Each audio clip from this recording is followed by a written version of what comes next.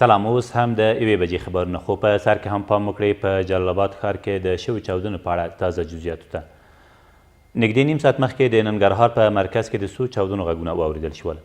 د ننګرهار سیمهیز مسؤلین د جلال آباد ښار په مصروفیت چوک کې د چاودنو ترسره کېدل تاییدوي، خو د نوعیت او له امله یې د اوښتې مرګ ژوبلې په اړه څه نه وایي.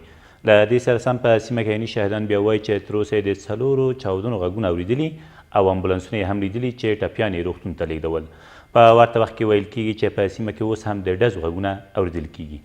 د دغه خبر وروستي جزئیات به په راتلونکي خبري سرویسونو کې وړاندې سي. اوس هم پاتې خبرونه.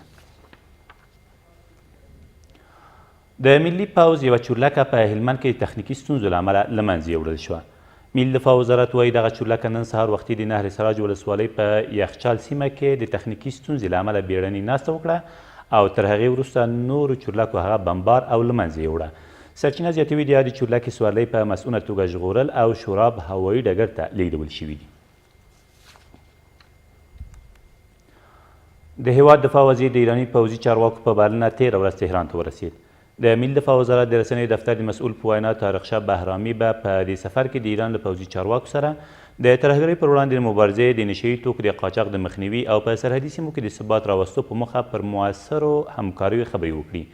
دغه سفر په داسې حال کې ترسره کیږي چې د افغان حکومت یو شمېر چارواکو ایران له طالبانو سره پر همکارۍ تورن کړی، خو تهران تل دغه ډول تورونه رد کړي دي. د ملي امنیت سلاکار له امریکا وغوښتل چې د سیمې په کچه د ترهګرۍ پر وړاندې د مبارزې او اجماع په پیاوړتیا کې له افغان حکومت سره همکاري وکړي. محمد حنیف حتمر 13 ورځ د امریکایي ځواکونو د مرکزي قمندانۍ له قمندان جوزف ووټل سره په کتنه کې د جنگي فصل د مدیریت لپاره د افغان ځواکونو له چمتووالي خبر ورکړ او د قدس ملاتړ د ماموریت په چوکاټ کې یې له افغان ځواکونو سره د هوایي ملاتړ پر زیاتېدو هم ټینګار وکړ. په دې کتنه کې ښاغلي ووټل د ترهګرۍ پر وړاندې په مبارزې کې له افغان ځواکونو سره د هر اړخیزو همکاریو پر دوام له ټینګار سربیره زیاته کړه چې د بیړنیو اقداماتو لپاره د افغان ځواکونو د تجهیزاتو او مهارتونو په برخه کې به ټولې اړتیاوې هم وڅېړي. د هرات یو شمېر اوسیدونکو د برېښنایي تذکرو له ویش او د ټاکنو له بهیره خپل ملاتړ په ډاګه کړ.